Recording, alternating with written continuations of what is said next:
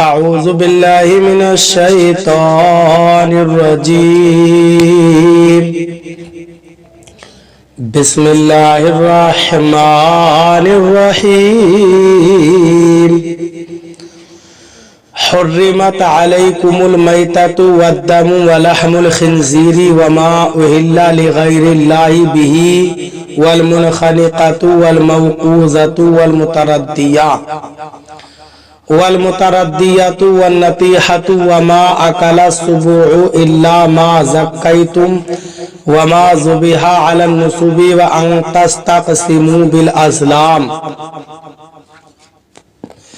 ذالکم فسق اليوم يئس الذين كفروا من دينكم فلا تخشوهم واخشون اليوم أكملت لكم دينكم وأتممت عليكم نعمتي ورضيت لكم الإسلام دينا فمن اضطر في مخمصة غير متجانف لإثم فإن الله غفور رحيم۔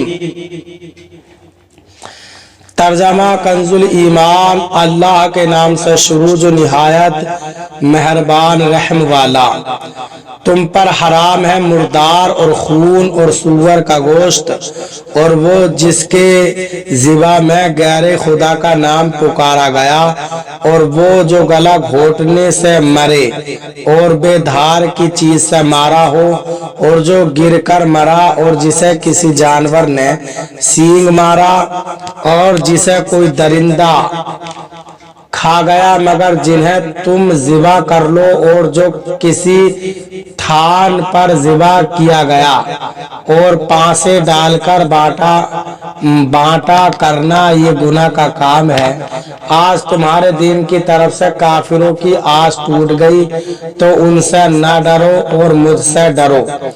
آج میں نے تمہارے لیے تمہارا دین کامل کر دیا اور تم پر اپنی نعمت پوری کر دی اور تمہارے لیے اسلام کو دین پسند کیا۔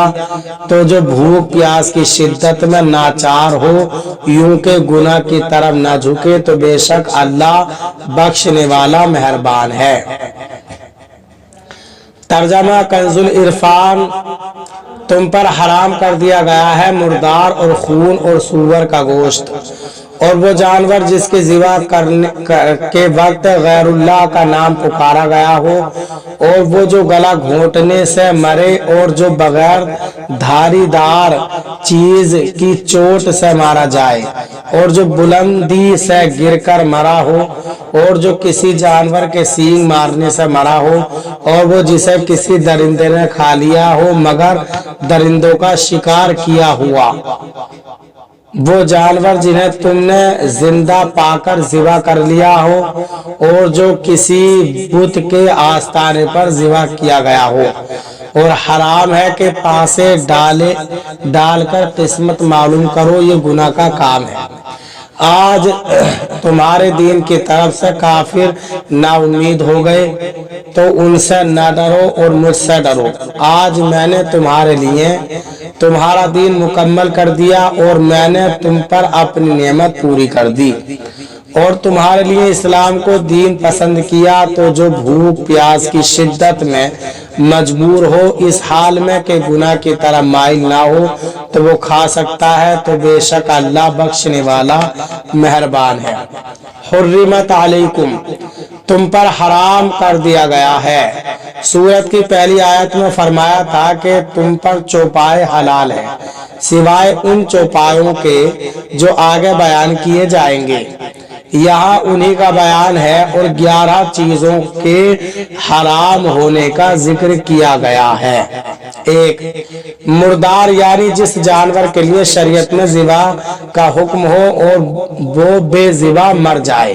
2، بہنے والا خون۔ 3، سور کا گوشت اور اس کے تمام اجزاء۔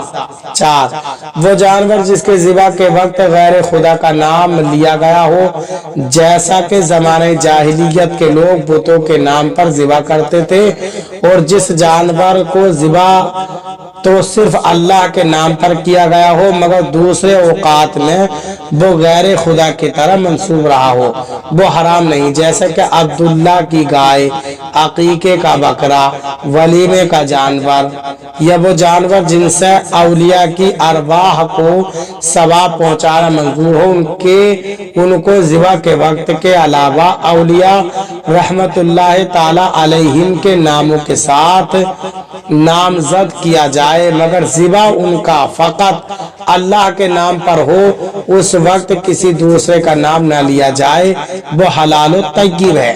اس آیت میں صرف اسی کو حرام فرمایا گیا ہے جس کو ذبح کرتے وقت غیر خدا کا نام لیا گیا ہو۔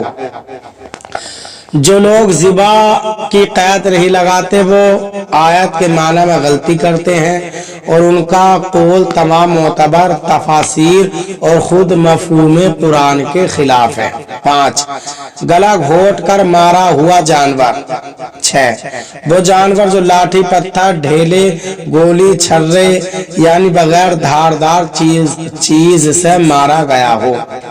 7 جو گر کر مرا ہو خواہ پہاڑ سے یا کنویں وغیرہ میں۔ 8 وہ جانور جسے دوسرے جانور نے سینگ مارا ہو اور وہ اس کے صدمے سے مر گیا ہو۔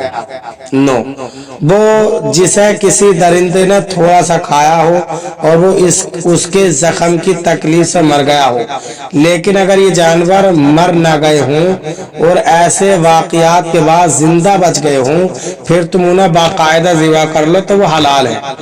10 وہ جو کسی بت کے تھان پر بطور عبادت کے ذبح کیا گیا ہو، جیسا کہ اہل جاہلیت نے کعبہ شریف کے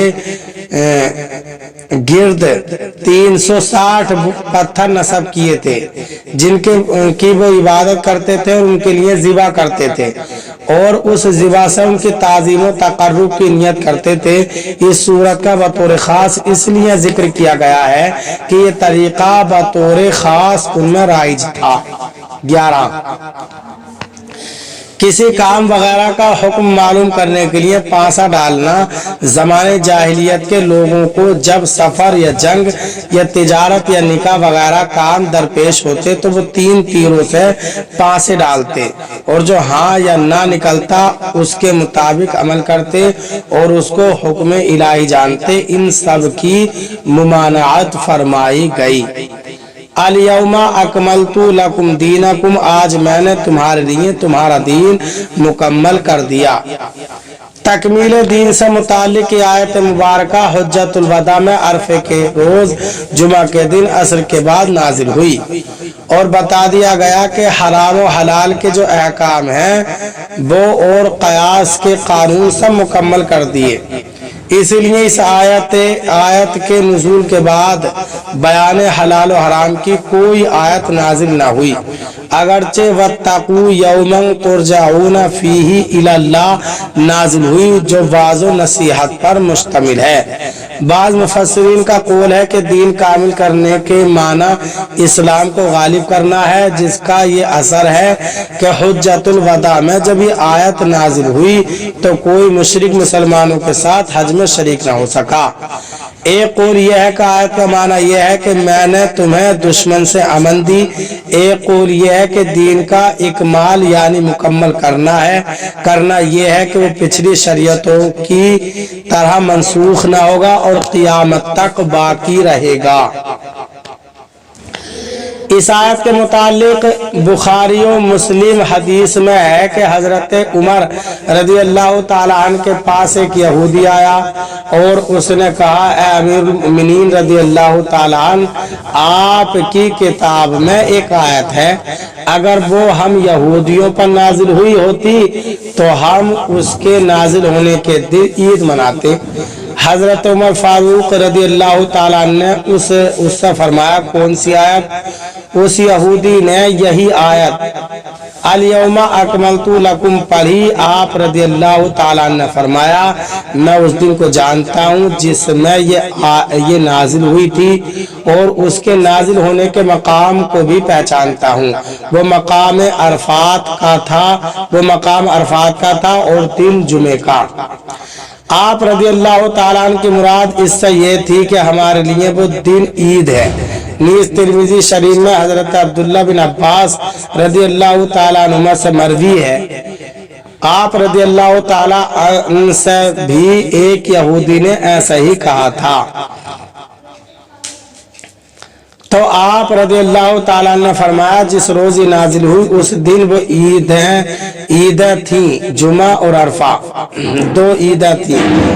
इससे मालूम हुआ कि किसी दीनी कामयाबी के दिन, खुशी का दिन मनाना जायज़ और सहाबा इकराम रज़ी अल्लाह ताला अन्हुम से साबित है, वरना हजरत उमर और अब्दुल्ला बिन अब्बास रज़ी अल्लाह ताला अन्हुम साफ फरमा देते कि जिस दिन कोई खुशी का वाक़या हो उसकी यादगार कायम करना उस रोज को ईद मनाना हम बिदअत जानते हैं। इससे साबित हुआ कि ईद मिलाद मनाना जायज़ है, क्योंकि वो अल्लाह ताला की सबसे अजीम नेमत की यादगार और शुक्रगुजारी है। व अतममतु अलैकुम निअमती, और मैंने तुम पर अपनी नेमत पूरी कर दी।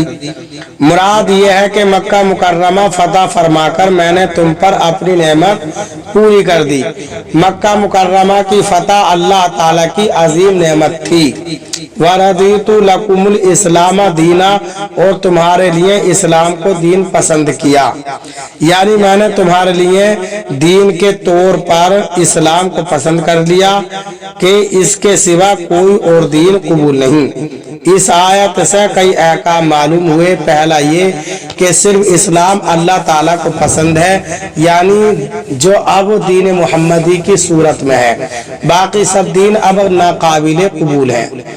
दूसरा ये कि इस आयत के नुज़ूल के बाद क़ियामत तक इस्लाम का कोई हुक्म मनसूख नहीं हो सकता। तीसरा ये कि उसूल दीन में ज़्यादती कमी नहीं हो सकती। इज्तिहादी फुरूई मसले हमेशा निकलते रहेंगे।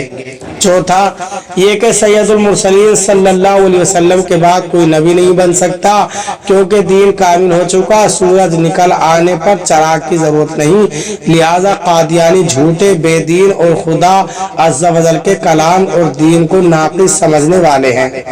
पांचवा ये कि इस्लाम को छोड़कर कोई लाखों नेकियां करे, खुदा ताला को प्यारा नहीं, क्योंकि इस्लाम जड़ है और अमाल शाख है, और पत्ते और जड़ कट जाने के बाद शाखों और पत्तों को पानी देना बेकार है।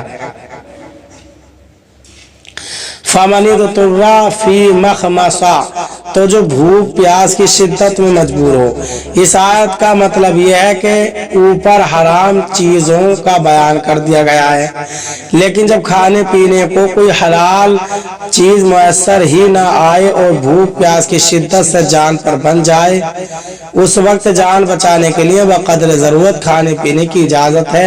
इस तरह के गुनाह की तरफ माइल ना हो, यानी जरूरत से ज्यादा ना खाए, और जरूरत इसी कदर खाने से रफा हो जाती है जिससे खतरे जान जाता रहे।